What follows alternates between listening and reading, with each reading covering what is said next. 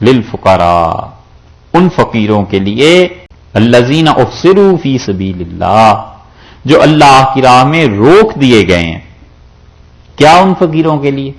یہاں پہ مفسرین کہتے ہیں کہ مطلب یہ ہے کہ ہذہ الصدقات للفقراء، یہ جو خرچ کرنا ہے، صدقہ کرنا ہے تم نے، یہ ان لوگوں کے لیے کرو الذین احصروا فی سبیل اللہ، جو اللہ کی راہ میں روک دیے گئے ہیں، جو اللہ کی راہ میں کام نہیں کر سکتے، معاش کا، خدا کے دین کا کام کرنے والے۔ اس پہ حاشیہ ہے شاہ صاحب رحمۃ اللہ علیہ کا، کہیں شاہ عبد القادر صاحب رحمۃ اللہ علیہ کا بڑا اچھا حاشیہ حضرت نے لکھا۔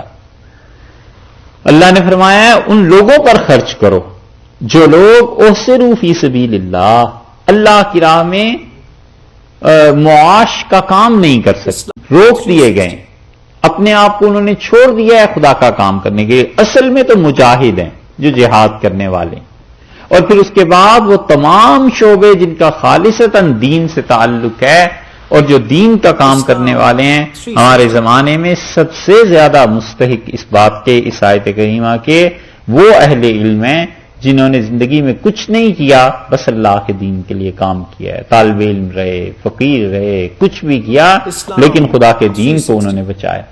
جب کوئی تاریخ لکھے گا تو وہ یہ تاریخ لکھے گا کہ ہندوستان میں 400 برس ایسے گزرے کہ حکومت کی طرف سے کوئی سرپرستی نہیں تھی، ان مدارس کو کچھ نہیں دیا جاتا، کوئی بھی انہیں پیسے دینے والا نہیں تھا، مانگ مانگ کے خدا کے دین کو بچاتے رہے، اور سب کو پتا تھا کہ پڑھنے کے بعد جاب بھی کہیں نہیں ملے گی، سب کو پتا تھا کہ ملے گا کیا، مسجد میں امام لگ جائیں گے، مؤذن لگ جائیں گے، 2000 3000 تنخواہ مل جائے گی، ہوگا کیا؟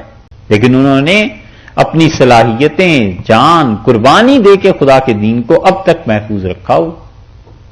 اس لیے شاہ صاحب رحمۃ اللہ نے لکھا ہے کہ ہمارے زمانے میں جو طالب علم ہیں سب سے زیادہ اس بات کے مستحق ہیں۔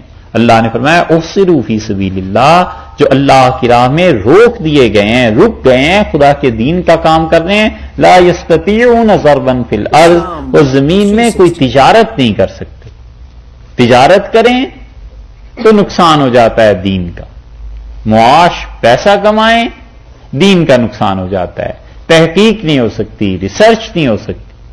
آپ دیکھتے ہیں یہاں پہ کسی آدمی نے جس میں ریسرچ کرنا ہے اس کو کیسے کمپنیز فنڈنگ کرتی ہیں کہ اس آدمی کو فنڈنگ کرو، اس نے یہ پروجیکٹ اس کو پورا کرنا ہے۔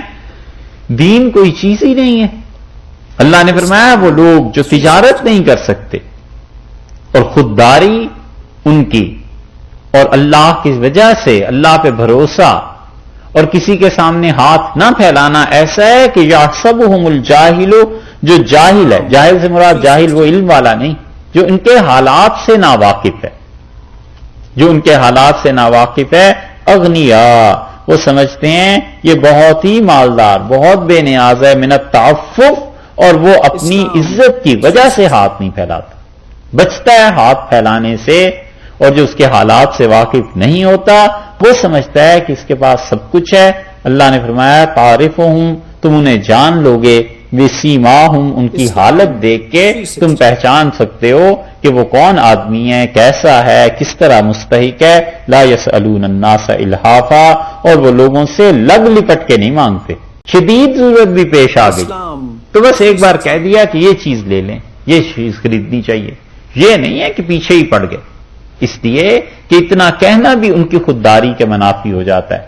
اللہ نے کہا ان پہ خرچ کرو، جو لوگ رک گئے ہیں میرے دین کا کام کرنے کے لیے، یہ ہے چیز، اور وہ لوگ نہیں مانگتے اس لیے کہ مانگنے کی عادت نہیں، اور ایک آدھ مرتبہ کہنا وہ ان کے لیے جائز ہے کیونکہ ضروریات زندگی ہے نا۔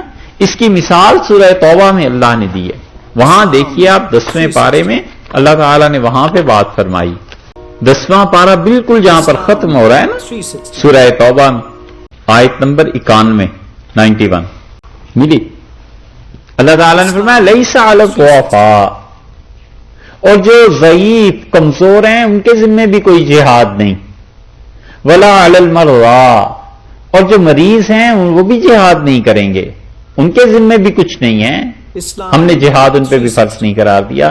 ولا علی الذین، اور نہ ان لوگوں کے ذمے جہاد فرض ہے، لا یجدون ما ينفقون، جو اپنے اندر اتنی قوت نہیں پاتے کہ اللہ کی راہ میں کچھ خرچ کریں. ہے ہی نہیں، کہاں سے خرچ کریں، کہاں سے سواری لائیں، کہاں سے اسلحہ لائیں اور جا کر لڑیں. حرج اذا نصحوا للہ ورسولہ، جب اللہ کا اور اس کے رسول صلی اللہ علیہ وسلم کا حکم انہیں پہنچا کہ خدا کے راستے میں جہاد کرو، ان کے پاس کچھ ہے ہی نہیں ہے. اللہ نے کہا کوئی جہاد فرض نہیں. ما علی المحسنین من سبیل واللہ غفور الرحیم. ولا علی الذین، اور نہ ہی ان لوگوں کے ذمے جہاد ہے، اذا ما آتوک، جب وہ آپ کے پاس آتے ہیں، لتحملہم، اور کہتے ہیں ہمیں سواری دے دیں، صرف ہم جہاد پہ جائیں گے، اللہ کی راہ میں لڑیں گے. قلت لا اجد، اور آپ نے انہیں جواب دیا اور آپ نے کہا لا اجد، میرے پاس سواریاں دینے کے لیے اتنے گھوڑے، اتنے جانور ہی نہیں ہیں، گنجائش ہی نہیں ہے. ما احملکم علیہ، جس پہ میں تمہیں سوار کر سکوں، جو میں سواریاں دے سکوں، میرے پاس بھی گنجائش نہیں ہے. تو آپ نے دیکھا ہے تولوا، وہ آپ سے منہ پھیر کے چل دیے گھر کو.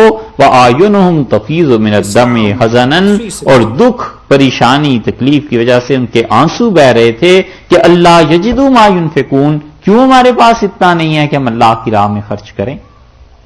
وہ اس پریشانی میں وہ رو رہے تھے کہ ہمارے پاس اتنا بھی نہیں ہے کہ آج اللہ کی راہ میں خرچ کریں. اللہ نے کہا ہے سرے سے جہاد ہی ان کے ذمے فرض نہیں ہم نے کی، یہ تو ان کے ذمے فرض ہے جن کے پاس مال ہے، سواری ہے. یہ چیز ہے. اللہ نے فرمایا لا یسألون الناس الحافا، اور وہ لوگوں سے لگ لپٹ کے سوال نہیں کرتے. وما تنفقوا من خیر فإن اللہ بہ علیم، تم لوگ جو بھی ان پر خرچ کرو گے نا، اللہ اس کو خوب باخبر ہے. یعنی اللہ کو علم ہے، اللہ کو پتا ہے کہ تمہارا مال خرچ کرنا کتنی بڑی چیز ہے ان لوگوں کے لیے جو لوگ خدا کے دین کی وجہ سے معاش کا کام نہیں کر سکتے. یہ بھی، اور اس سے پتا چلتا ہے کہ جو لوگ ان کے لیے بندوبست کرتے ہیں، جو لوگ ان کے لیے کام کرتے ہیں، خود ان کا کتنا بڑا مرتبہ ہو. کئی اللہ کے ایسے بندے ملیں گے. یہ جو مدارس چلتے ہیں، یہ جو دین کے اتنے کام ہوتے ہیں، ایک ایک پائی جا کے لوگوں سے مانگنی پڑتی ہے.